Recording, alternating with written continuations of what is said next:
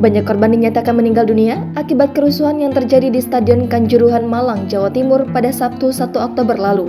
Tragedi tersebut terjadi usai laga lanjutan Liga 1 antara Arema FC kontra Persebaya Surabaya yang berakhir untuk kemenangan tim tamu dengan skor 2-3. Kerusuhan bermula ketika sejumlah pendukung Arema yang kecewa tim kesayangannya kalah dari sang rival Persebaya merangsek masuk ke lapangan usai wasit meniup peluit panjang tanda laga berakhir.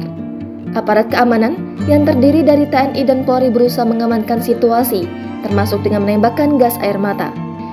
Naas, kepulan gas air mata yang dilontarkan pihak kepolisian menyebabkan para supporter di dalam stadion mengalami sesak nafas, hingga korban berjatuhan akibat terinjak-injak saat menyelamatkan diri dan berusaha keluar. Rian Dwi Cahyono menjadi salah satu pendukung Arema FC yang selamat dari tragedi tersebut. Warga Kecamatan Kademangan, Kabupaten Blitar, Jawa Timur itu kini masih berbaring di Rumah Sakit Umum Daerah Kanjuruhan karena mengalami patah tulang. Rian mengatakan dia termasuk salah satu pendukung Arema FC yang akan turun ke lapangan usai laga berakhir. Akan tetapi, dia mengaku aksinya tersebut hanya untuk menyampaikan protes kepada pemain dan manajemen Arema usai tim kesayangannya dikalahkan Persebaya.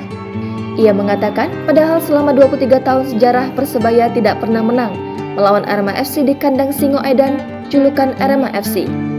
Belum sampai melompati pagar, Rian mengungkapkan gas air mata yang ditembakkan polisi meluncur ke arah tribun timur. Saat itu, Rian sempat mengalami sesak nafas hingga terjatuh dan terinjak-injak para pendukung lain yang berebut untuk menuruni tribun.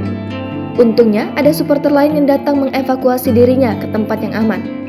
Namun kata Rian, teman perempuannya yang saat itu pergi menonton pertandingan bersamanya hingga kini belum diketahui keberadaan dan kondisinya. Rian pun lantas mengaku kecewa dengan perlakuan petugas keamanan. Ia menyatakan sempat dipukul dan ditendang oleh petugas. Jangan lupa subscribe, share, komen, dan like ya!